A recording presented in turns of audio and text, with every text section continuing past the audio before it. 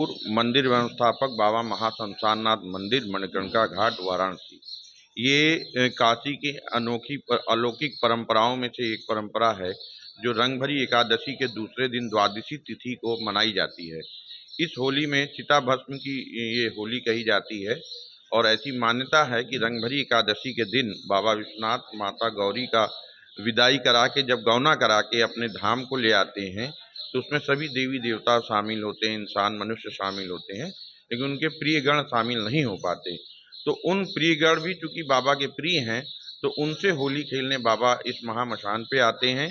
और ऐसी ये मान्यता है जो पुराणों में वर्णित है कि बाबा विश्वनाथ दोपहर में मध्याह्न स्नान करने मणिकर्णिका तीर्थ पे आते हैं, तो उसी के पश्चात ये मसान होली खेलने मणिकर्णिका महामशान पे आते हैं मध्याह्न स्नान के बाद, और चिता भस्म से ये होली खेली जाती है। इस बार क्या क्या खास है इस बार की मसान की होली में, और कितने लोग शामिल होंगे इस बार, क्या अनुमान है, आप ये बताइए। देखिए, आप सभी के सहयोग से, मीडिया के माध्यम से जो ये होली देश दुनिया में प्रचारित हुई है, तो लगातार इसमें भीड़ बढ़ती जा रही है। दुनिया के लगभग कई देशों से लोग यहाँ इस होली को देखने आते हैं, इसको समझने आते हैं।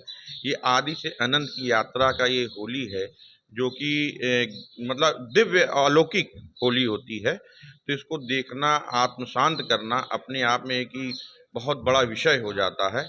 इसलिए आम जनमानस से थोड़ा सा ऊपर उठ के इस होली को समझने की ज़रूरत है।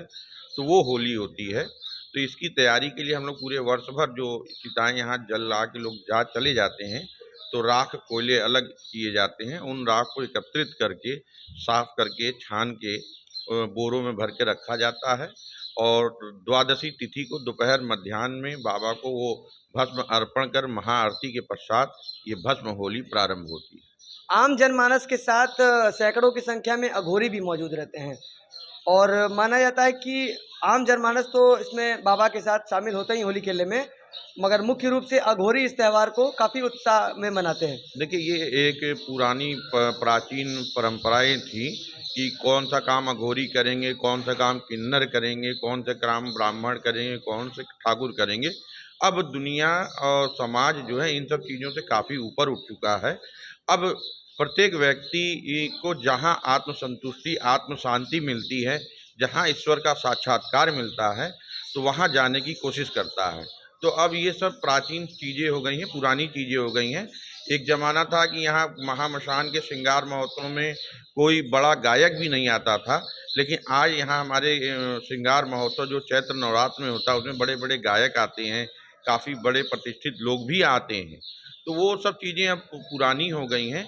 अब आज का युवा वर्ग हो, मनुष्य इंसान जो है, जहाँ उसको आत्मिक शांति, दिव्य अनुभूति और देवता से साक्षात्कार समझ में आता है, वहाँ जाने का प्रयास करता है।